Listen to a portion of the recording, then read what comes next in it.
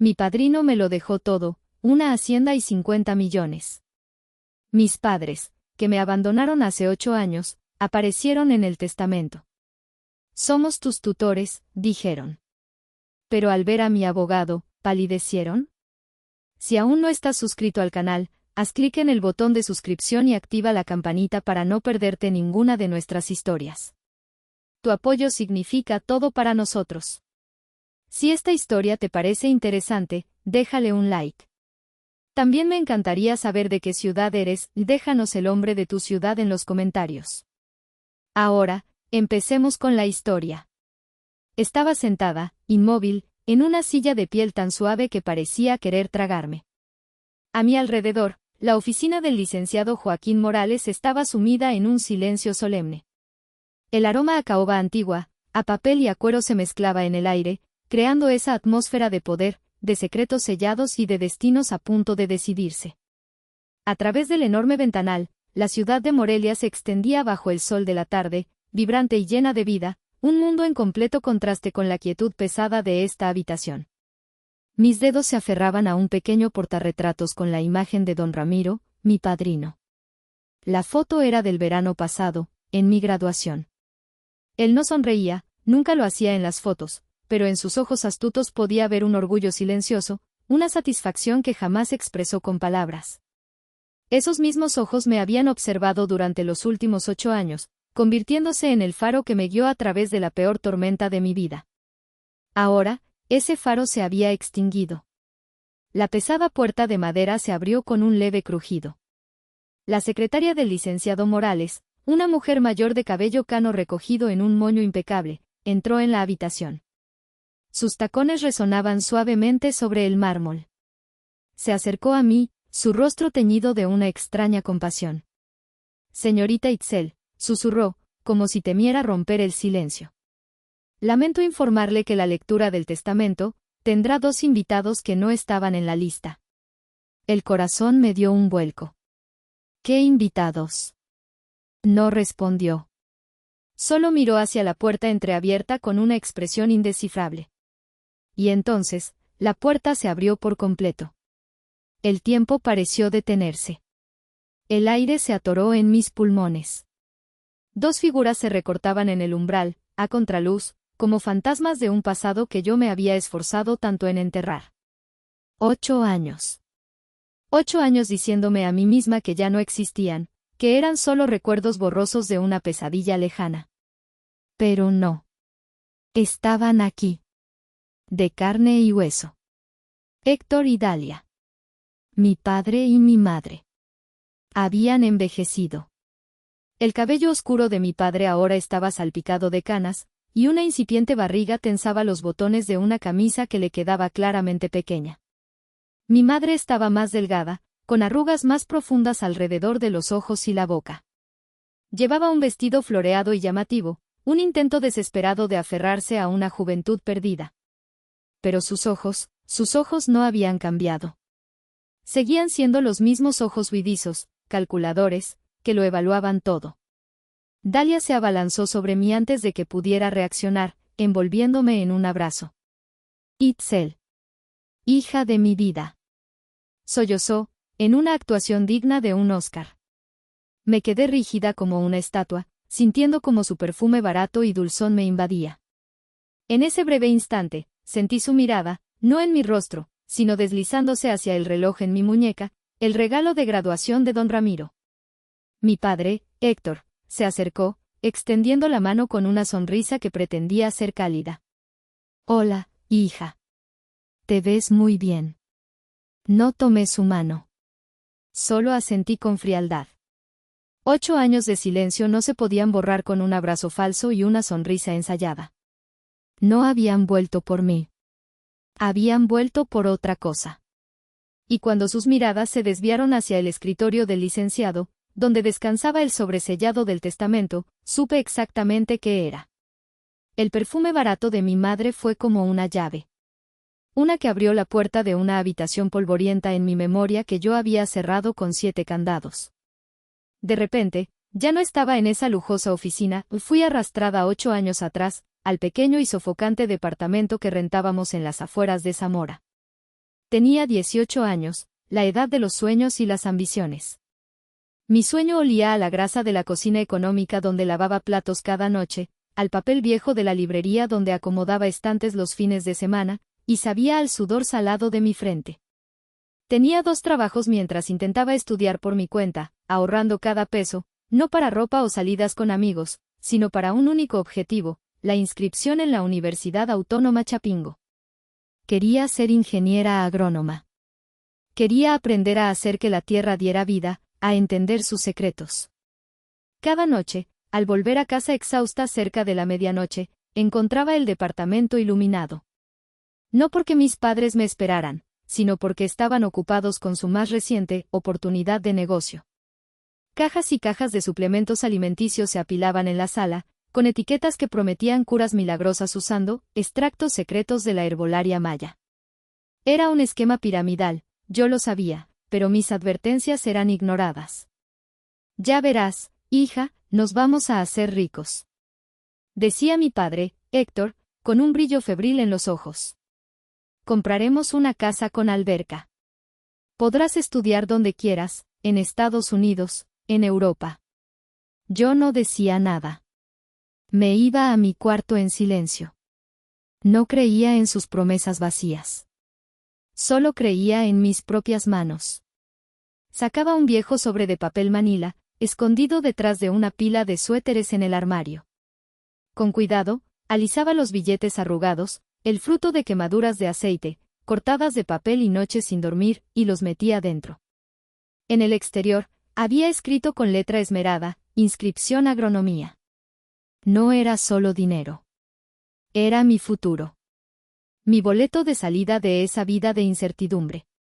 A veces, viéndolos empaquetar con tanto entusiasmo esos productos fraudulentos, una pequeña parte de mí todavía albergaba una pizca de esperanza. Me decía a mí misma que lo hacían porque querían una vida mejor.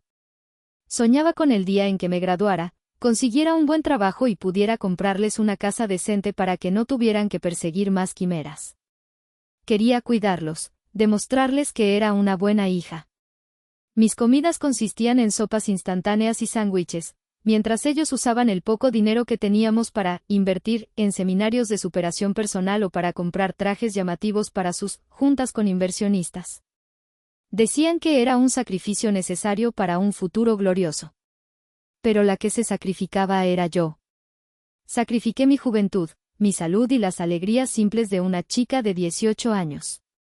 Y lo hice voluntariamente, porque, a pesar de todo, eran mis padres. Los quería, o al menos, quería la imagen de los padres que anhelaba tener. Me aferré a esa ilusión, creyendo ciegamente que, en el fondo, ellos también me querían y deseaban lo mejor para mí. No me di cuenta de que, para ellos, yo no era una hija a la que amar, sino un recurso. Un plan de respaldo. Algo que podía ser utilizado cuando fuera necesario. Fue una lección brutal que tuve que aprender pagando el precio más alto. Y la cicatriz que dejó, hasta el día de hoy, todavía duele en silencio. Las últimas semanas antes de que la pesadilla se desatara, la atmósfera en casa se volvió extraña, tensa como la cuerda de un violín a punto de romperse. Las cajas de suplementos seguían apiladas, cubiertas por una fina capa de polvo. El entusiasmo febril en los ojos de mi padre había sido reemplazado por una ansiedad casi palpable, un pánico que intentaba ocultar tras sonrisas forzadas. Comenzó a tener llamadas telefónicas susurradas en el balcón a altas horas de la noche. Podía ver su silueta paseándose de un lado a otro, gesticulando con vehemencia. A veces, lograba escuchar fragmentos de palabras, fecha límite, intereses, no puedo esperar más. Mi madre, Dalia, por otro lado, adoptó una calma antinatural y aterradora. Pasaba horas frente al espejo, maquillándose meticulosamente para luego quitarse todo, como si estuviera ensayando para un papel. Empezaron a hacerme preguntas extrañas sobre mis horarios. ¿Hasta qué hora trabajas el jueves, mi amor? Preguntaba mi madre, con una dulzura empalagosa y artificial. ¿Tienes clases por la mañana? Decían que querían planear una cena familiar especial, aunque no nos habíamos sentado a la mesa juntos en meses. Luego, aparecieron cajas de cartón nuevas. No eran las endebles cajas de los productos piramidales, sino cajas de mudanza, gruesas y resistentes. Cuando pregunté, mi madre desvió la mirada. Ah, solo estoy organizando algunas cosas viejas, hija. Para limpiar las energías de la casa, ya sabes. El punto culminante de la extrañeza ocurrió un martes por la noche, 3 días antes de que desaparecieran. Volví a casa y encontré un aviso de desalojo pegado en la puerta. 3 meses de renta atrasada. Sentí que el suelo se abría bajo mis pies. Entré con el papel en la mano, con la voz temblorosa. ¿Qué es esto? Mi padre me arrebató el papel y lo hizo una bola. Tonterías. Es solo un error administrativo.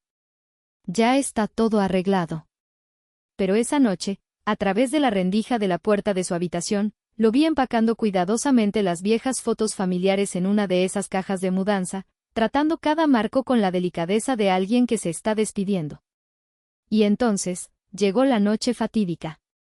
Mi madre cocinó lasaña, mi platillo favorito, algo que no había hecho en años. Se sentó frente a mí, con la barbilla apoyada en las manos, observándome comer cada bocado. Sus ojos estaban rojos e hinchados. ¿Está rica, hija?, preguntó, con la voz entrecortada. Sí, mamá. Pero, ¿qué pasa? Me estás asustando. Ella negó con la cabeza, esforzándose por sonreír. No es nada, mi vida. Solo quiero que sepas que todo lo que hemos hecho, bueno o malo, ha sido porque te amamos. Esa frase me heló la sangre. No sonaba como una afirmación, sino como una excusa. Una justificación para un crimen que estaba a punto de cometerse. Después de la cena, cuando me disponía a ir a mi cuarto a estudiar, mi madre me detuvo y me abrazó de repente. Fue un abrazo asfixiante, desesperado.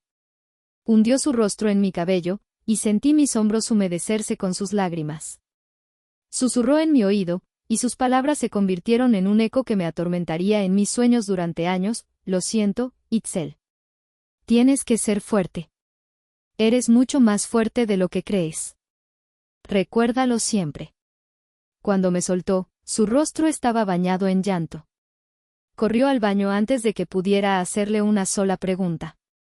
Esa noche no pude dormir, una terrible sensación de premonición me oprimía el pecho.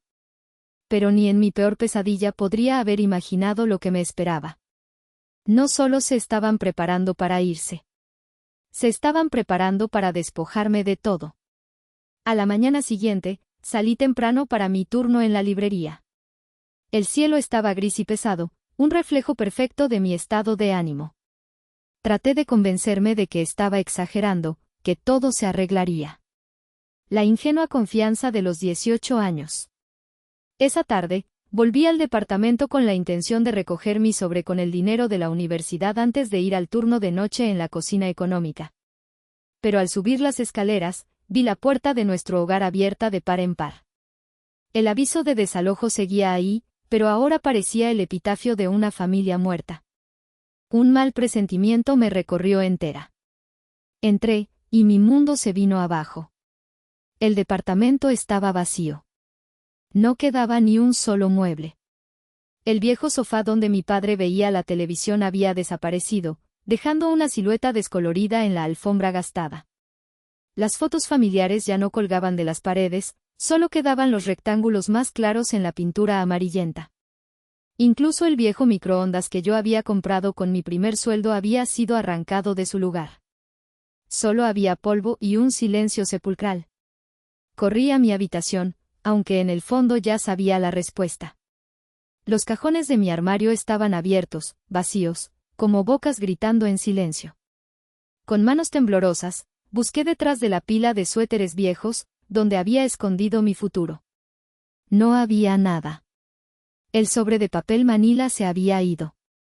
Más de 30,000 pesos, el resultado de 18 meses de trabajo agotador, se habían esfumado.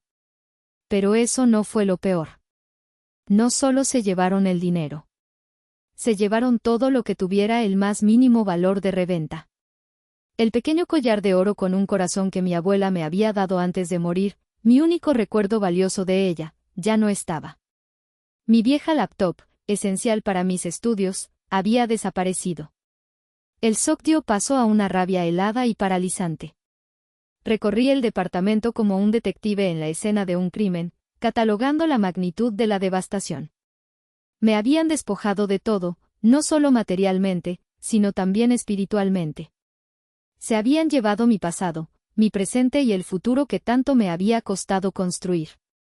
Justo en ese momento, mi viejo teléfono celular vibró. Una notificación de un nuevo mensaje de voz. Miré la pantalla. 3:47 de la mañana.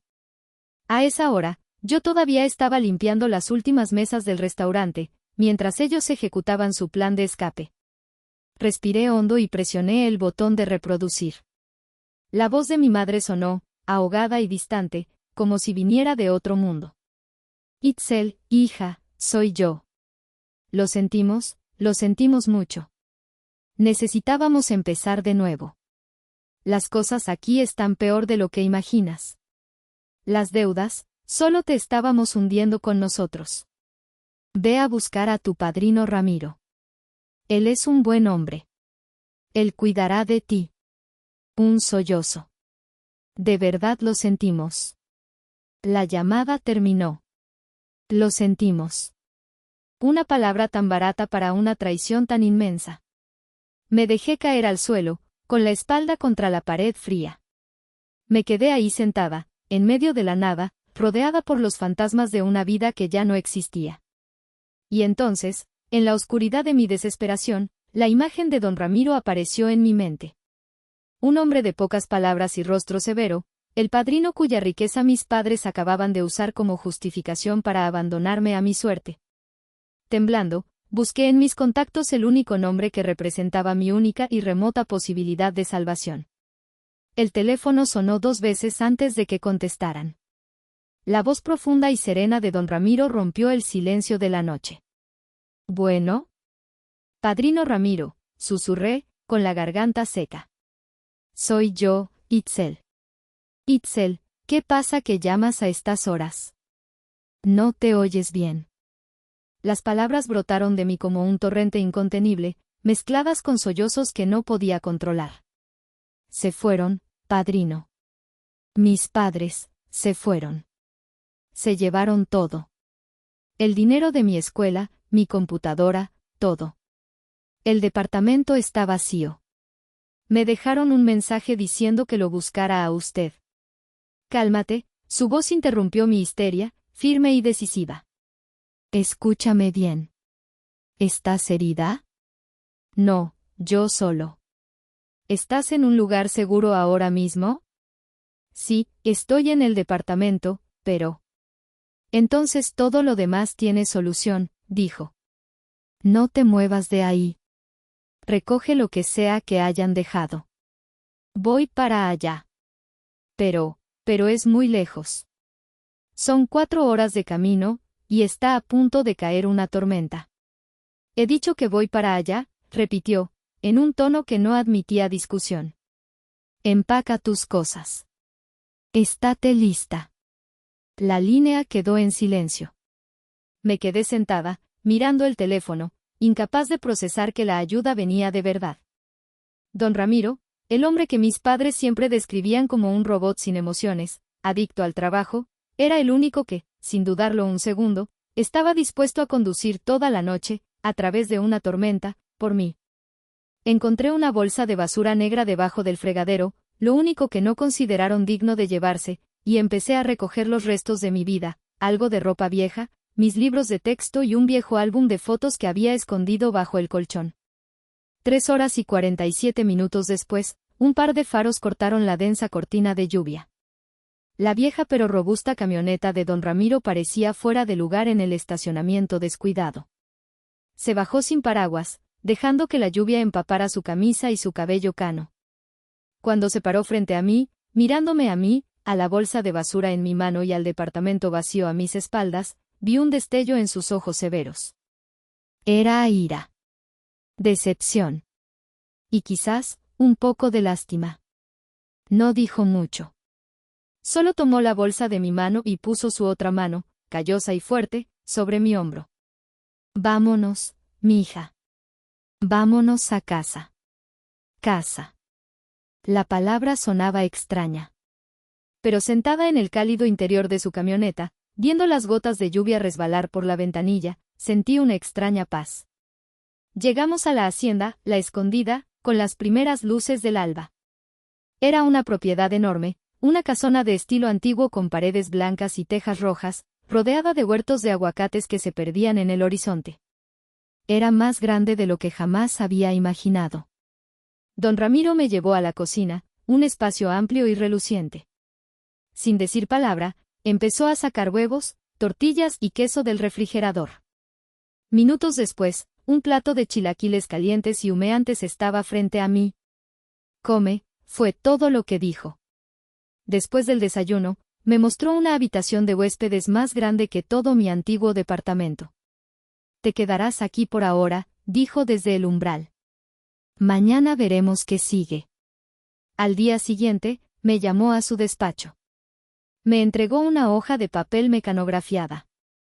Encabezaba el texto: Reglas de la casa La Escondida. Mantener un promedio académico superior a 8.5. Trabajar en la hacienda cada verano para aprender el negocio. Cenar juntos todos los domingos, sin excepción. Mantener tu cuarto y las áreas comunes limpias. Prohibido mentir. Levanté la vista del papel, confundida. Él me miró, con su habitual seriedad. Ya pagué tu inscripción para el próximo semestre. También compré una computadora nueva para ti. Pero esto no es caridad, Itzel. Es una inversión.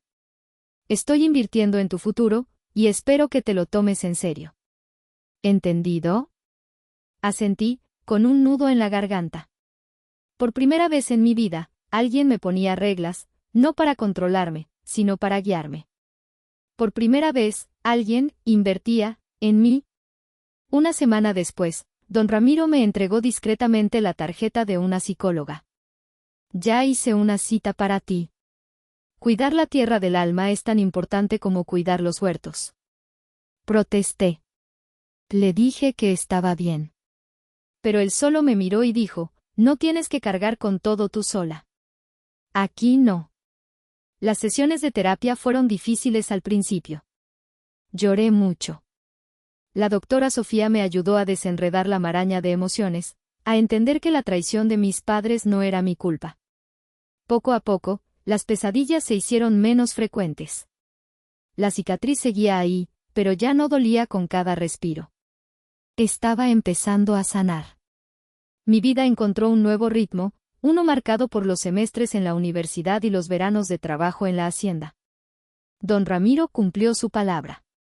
Fue un mentor estricto. No me enseñaba con palabras, sino con el ejemplo. Me hizo hacer de todo, desde medir la humedad de la tierra y aprender a identificar plagas, hasta llevar la contabilidad en los libros mayores. Al principio, yo solo seguía órdenes, de forma mecánica y pasiva. El miedo a fallar y el sentimiento de ser una carga me impedían dar mi opinión. Solo quería hacer todo a la perfección para no defraudarlo. El punto de inflexión llegó durante el verano de mi tercer año de carrera.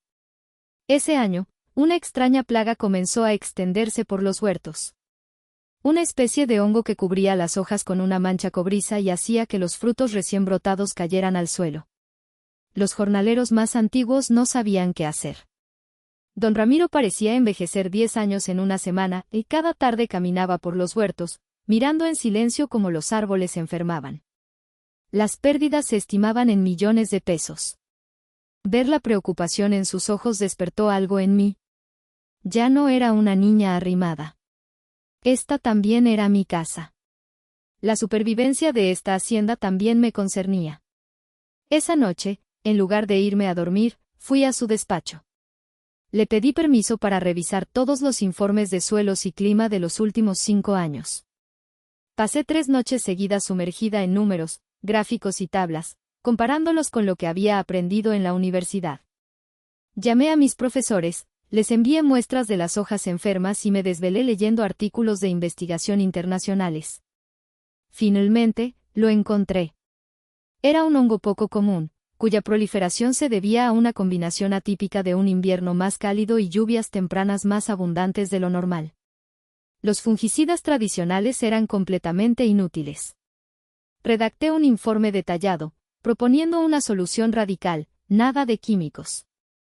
En su lugar, un método de cultivo orgánico combinado, que incluía la introducción de un microorganismo antagonista en el suelo y una modificación en el sistema de riego para reducir la humedad superficial. Con manos temblorosas, puse el informe sobre el escritorio de don Ramiro. Lo leyó cuidadosamente, sin saltarse una sola palabra. Cuando terminó, levantó la vista y me miró fijamente durante un largo rato. Su mirada era inquisitiva. ¿Estás segura de esto? Estoy un 80% segura, respondí, tratando de mantener la voz firme. Es un riesgo, pero si no hacemos nada, lo perderemos todo.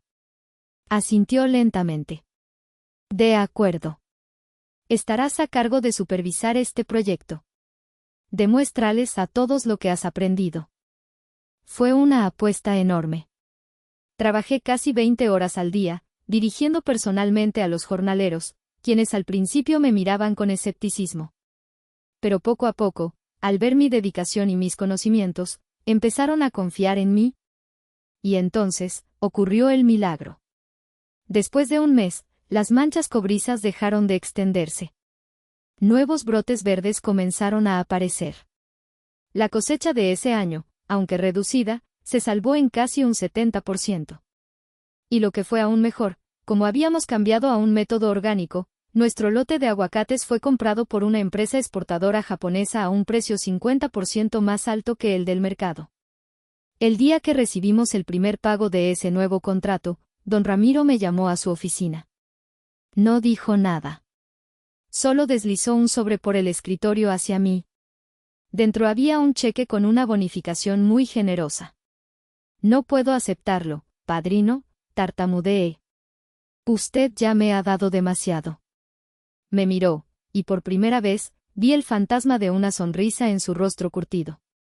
Esto no es un regalo. Es tu salario. Te lo ganaste, ingeniera. En ese instante, supe que por fin había encontrado mi hogar. Ya no era la niña a la que habían rescatado. Era parte de la escondida. El tiempo pasó, y el lazo entre don Ramiro y yo se hizo más profundo. No era un afecto de palabras efusivas o abrazos constantes. Nuestro cariño se construyó en los silencios compartidos con una taza de café por la mañana, en las largas caminatas por los huertos al atardecer, donde él me enseñaba a leer un árbol sano y yo le explicaba las últimas tecnologías agrícolas. Era un oyente extraordinario.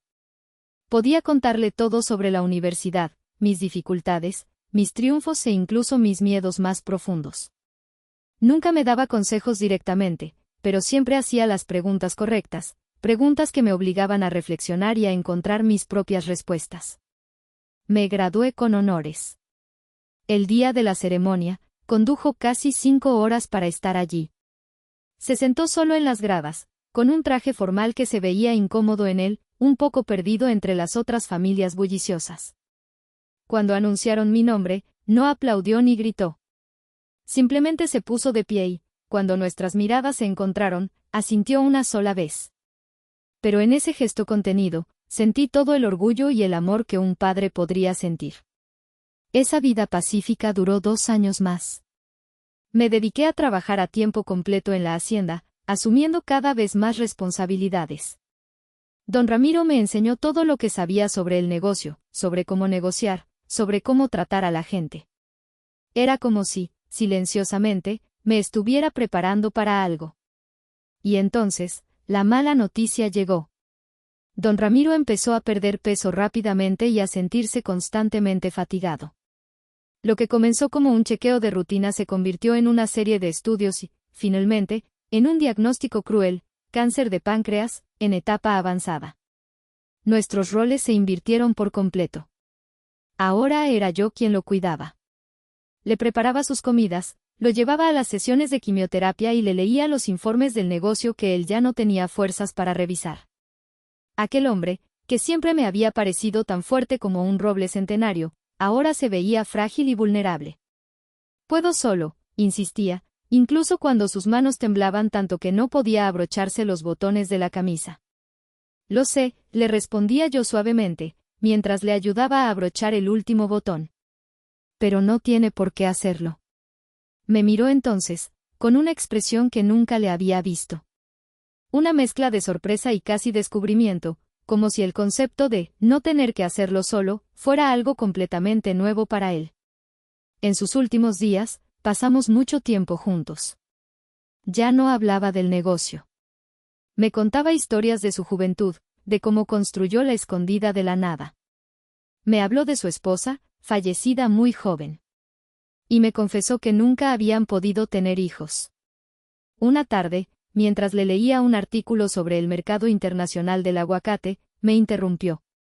Itzel, dijo, con una voz apenas audible. El dinero es como el agua de lluvia. Puede hacer que las plantas crezcan, pero también puede causar inundaciones. Lo importante es construir un suelo firme. Tomó mi mano, la suya estaba delgada y fría. Tú eres mi suelo firme. Eres la mejor cosecha de mi vida.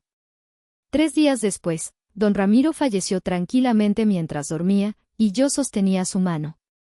Su funeral fue sencillo. Estaban los trabajadores de la hacienda, algunos socios comerciales y yo.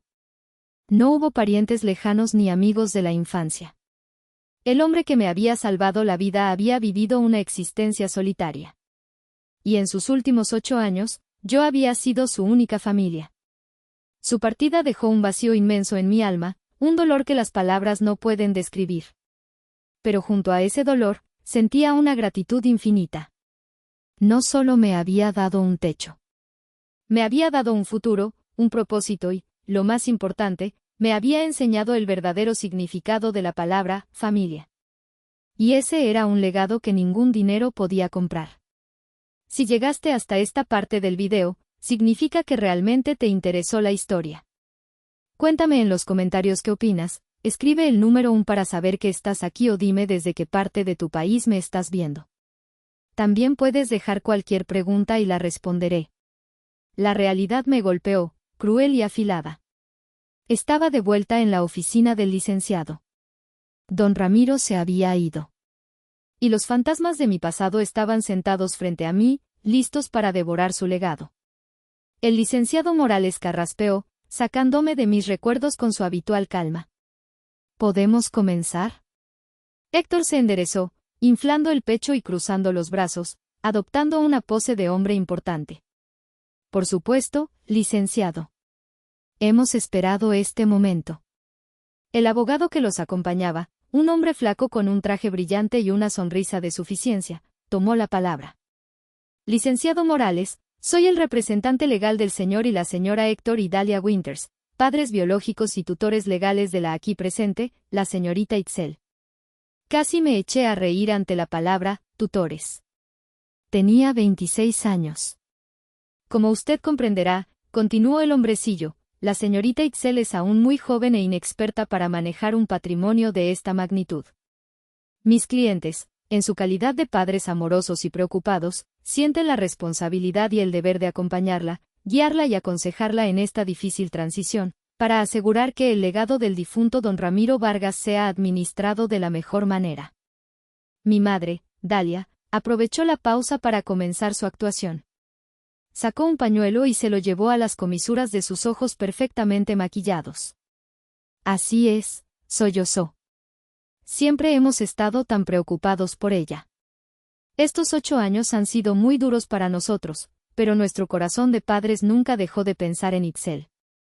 Ahora que está sola, enfrentando este golpe tan terrible, no podíamos quedarnos de brazos cruzados. La miré. Miré sus lágrimas de cocodrilo, sus manos aferrando un bolso de imitación. Gracias a mis sesiones con la doctora Sofía, ahora podía ver a través de su teatro. Ya no sentía ira, sino una lástima fría. Esto no es dolor, pensé. Es una actuación. No estaban aquí para guiarme. Estaban aquí para tomar el control. Para robar. El licenciado Morales simplemente asintió cortésmente, sin revelar ninguna emoción. Agradezco su preocupación. Sin embargo, antes de discutir el papel de nadie, debemos seguir el procedimiento. Y el primer paso es la lectura del testamento. Se puso sus gafas de lectura y tomó el sobresellado. Este es el último testamento del señor Ramiro Vargas, redactado y notariado hace 6 meses. Rompió el sello. El silencio en la habitación era total, roto solo por el crujido del papel. Los ojos de mis padres estaban fijos en el documento, sin parpadear. Sus rostros eran una máscara de codicia y expectación apenas disimulada. Estaban convencidos de que su plan había funcionado. Creían que estaban a punto de conseguirlo todo. El licenciado Morales comenzó a leer, su voz monótona y clara, cada palabra resonando en la sala como el martillo de un juez. Yo, Ramiro Vargas, en pleno uso de mis facultades mentales, declaro este como mi último testamento, revocando todos los testamentos y codicilios anteriores. Pasó por encima de algunas cláusulas menores, legados para los trabajadores más antiguos de la hacienda, una donación a la iglesia del pueblo. Mis padres empezaron a impacientarse y Dalia tamborileaba con los dedos sobre su bolso. Y entonces, el licenciado llegó a la parte principal. En cuanto a la totalidad de mis bienes restantes, incluyendo pero no limitado a la propiedad inmobiliaria conocida como Hacienda La Escondida, con todos sus terrenos, edificaciones, cultivos y maquinaria, la totalidad de mi participación accionaria en la empresa exportadora, Aguacates de Michoacán S.A.D.C.B., todas las cuentas bancarias, carteras de inversión, acciones y otros activos líquidos, con un valor total estimado al momento de la redacción de 50 millones de pesos. Hizo una pausa, como para subrayar el peso de esas cifras. Escuché a mi madre jadear. Mi padre tragó saliva, con los ojos desorbitados.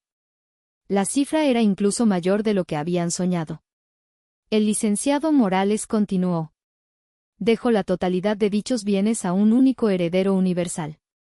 La habitación quedó en un silencio absoluto. Podía oír los latidos de mi propio corazón. Mis padres se inclinaron hacia adelante, conteniendo la respiración. Mi única y universal heredera es mi ahijada, la señorita Itzel. El silencio se rompió. Mi madre dejó escapar un suspiro de alivio y se giró para mirar a mi padre con una sonrisa triunfante. Lo habían logrado. La herencia era mía, lo que para ellos significaba que estaba bajo su control. Dalia susurró, pero lo suficientemente alto para que yo lo oyera: te lo dije, el cariño siempre puede más. Su delirio era asombroso. Realmente creían que, después de 8 años de abandono y traición, todavía tenían un derecho natural sobre mi vida y mis posesiones. No me veían como una persona, sino como el billete de lotería que finalmente les había tocado. El licenciado Morales dejó el testamento sobre la mesa. Esas son las cláusulas principales. El testamento es legalmente incontestable. El abogado de mis padres se puso de pie de inmediato. Excelente. En ese caso, como tutores de la heredera, mis clientes proponen. Pero no pudo terminar la frase. El licenciado Morales levantó una mano, un gesto cortés pero firme que lo obligó a callar. Un momento, por favor, dijo el licenciado Morales, y su voz ahora tenía un filo de acero. Hay un par de asuntos que debemos aclarar antes de hablar de tutorías. Se giró hacia un archivador de caoba a sus espaldas y abrió un cajón que yo nunca le había visto usar.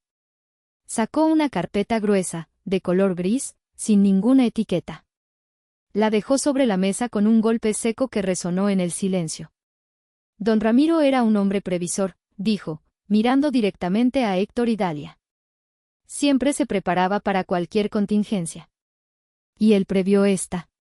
La posibilidad de que, después de años de silencio, ustedes aparecieran repentinamente al oler la posibilidad de dinero. Mi padre soltó una risa nerviosa. ¿De qué habla? Estamos aquí por nuestra hija. ¿De verdad? Replicó el licenciado, arqueando una ceja. Abrió la carpeta gris. Porque según la información que don Ramiro recopiló, la historia es bastante diferente. Sacó una fotografía y la deslizó sobre la mesa hacia ellos. Era una foto tomada a escondidas. En ella se veía a mi padre, Héctor, sentado en una mesa de póker en un casino clandestino en Tijuana, con el rostro congestionado y rodeado de fichas. Esta fue tomada 6 meses después de que se fueran, dijo el licenciado. Según el informe, esa noche perdió usted una cantidad considerable. ¿Usted nos estuvo espiando?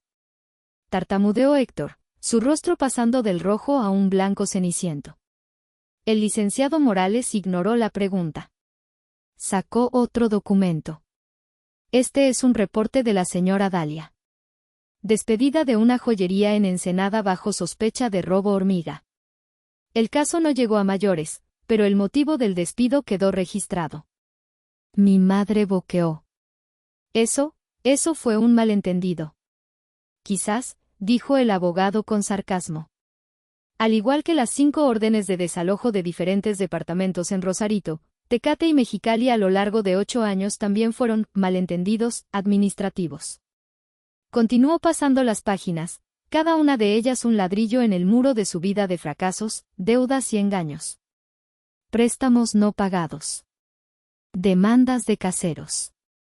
Era un retrato detallado de sus últimos 8 años, una vida que contradecía por completo la fachada de padres preocupados que intentaban proyectar. Y entonces, el licenciado Morales sacó la prueba final, el golpe de gracia.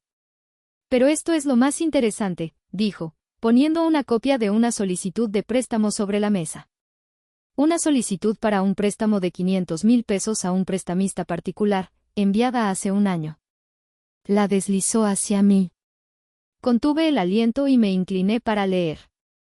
Los solicitantes eran Héctor y Dalia Winters. Pero la parte que hizo que se me helara la sangre fue la del aval. Mi nombre, Itzel, estaba escrito ahí.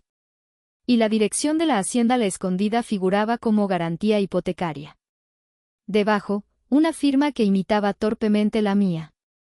Ellos falsificaron mi firma, susurré, sintiendo una náusea abrumadora.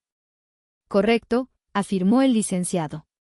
Afortunadamente, la financiera llamó a la Hacienda para verificar la información y don Ramiro, por supuesto, detuvo la operación.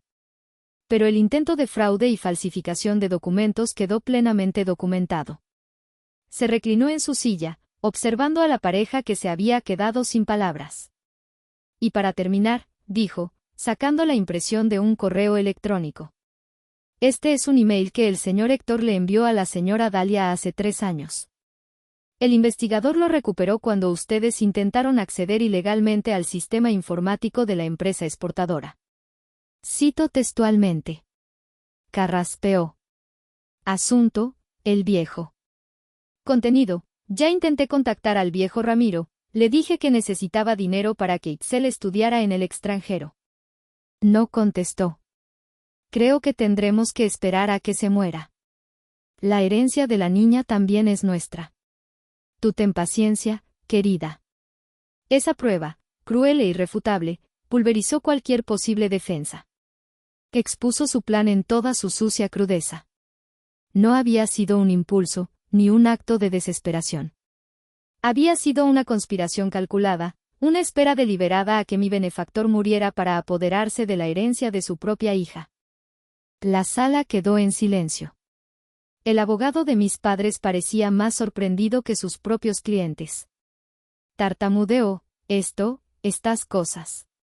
Estas cosas, dijo el licenciado Morales, con la voz dura, son la razón por la que don Ramiro preparó un último recurso.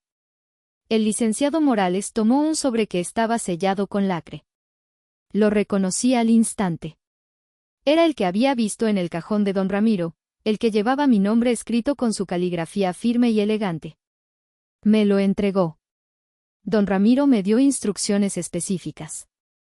Me pidió que leyera usted esta carta en voz alta, sí, y solo sí, el señor y la señora Winters se presentaban a la lectura del testamento. Mis manos temblaban ligeramente al romper el sello. Dentro había una sola hoja de papel. Comencé a leer. Mi voz, al principio vacilante, fue ganando fuerza y convicción con cada palabra. Itzel, mi hija. Si estás leyendo esto, significa que mi peor temor se ha hecho realidad. Tus padres biológicos han resurgido, no por ti, sino por lo que ahora tienes. Quiero que sepas que ordené que los vigilaran durante los últimos 7 años. No lo hice por rencor, sino para protegerte. Necesitaba saber dónde estaban y qué hacían, para asegurarme de que no pudieran hacerte daño nunca más. Las pruebas que el licenciado te ha mostrado hoy son solo una pequeña parte de todo lo que descubrí. Ellos eligieron su camino hace 8 años, el día que te robaron tu futuro para financiar su egoísmo. Hoy, al presentarse aquí, han elegido ese camino de nuevo. No dejes que la culpa o sus palabras bonitas te confundan. No les debes nada. El deber de un padre no es una inversión que se cobra más tarde. Es una responsabilidad incondicional. Una responsabilidad a la que ellos renunciaron. Yo no fui perfecto, lo sé. Soy un viejo seco y de pocas palabras. Pero en estos 8 años, he intentado darte una base sólida. Te elegí cada día. Cuando pagué tu colegiatura, te estaba eligiendo.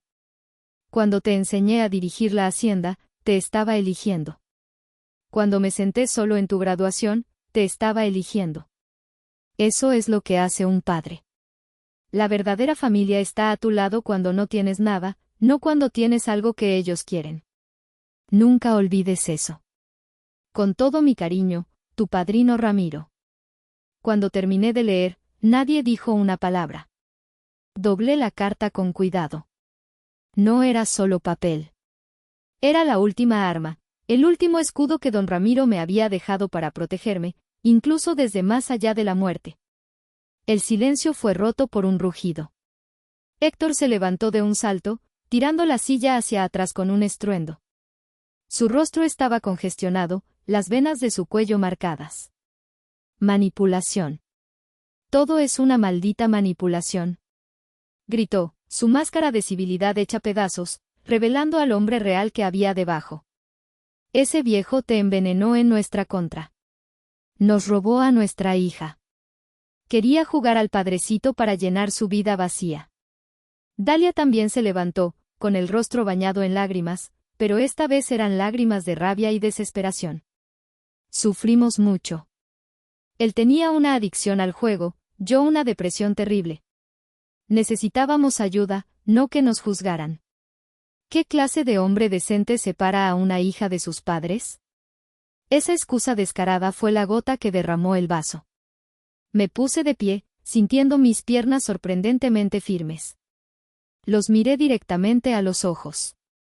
La adicción y la depresión son enfermedades reales, dije, mi voz fría y clara, sin un atisbo de temblor. Pero no son una excusa para la crueldad. Ustedes tomaron decisiones. Decidieron robar mi dinero. Decidieron llevarse el recuerdo de mi abuela. Decidieron desaparecer sin decir adiós. Decidieron falsificar mi firma. Esas fueron decisiones, no síntomas. Tú no entiendes. Chilló Dalia. La presión, las deudas. Entiendo perfectamente la presión, la interrumpí. A los 18 años, tenía 2 trabajos y estudiaba. Sé lo que es la presión. La diferencia es que yo la enfrenté, y ustedes huyeron de ella. Nosotros te dimos la vida. Gritó Dalia, el último argumento de quienes ya no tienen nada que decir. Una extraña calma me invadió. Las palabras de la doctora Sofía resonaron en mi mente. Respiré hondo. Ustedes me dieron la vida, pero don Ramiro me enseñó a vivirla. Una cosa es la biología, otra es la familia. Y hoy, elijo a mi familia. El licenciado Morales, viendo que la situación estaba a punto de desbordarse, presionó tranquilamente un botón en el intercomunicador de su escritorio. Seguridad, a la sala de juntas número 1, por favor.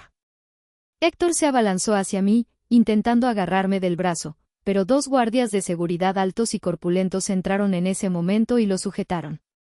Te vas a arrepentir de esto, Itzel. Rugió mientras lo sacaban a rastras. El dinero no compra la felicidad. Es cierto, dije, lo suficientemente alto para que me oyera. Pero me protegerá de gente como usted. Mientras se los llevaban, Dalia se giró una última vez y gritó, a pesar de todo, seguimos siendo tus padres. La puerta se cerró. El caos se disipó. Y solo quedó el silencio. Esta vez, era un silencio de paz. De liberación. Un año después. El sol dorado de la tarde se extiende sobre los frondosos huertos de aguacate de la hacienda La Escondida. Estoy de pie en el porche, con un vaso de limonada fría en la mano, viendo a los jornaleros terminar su día. La hacienda prospera más que nunca.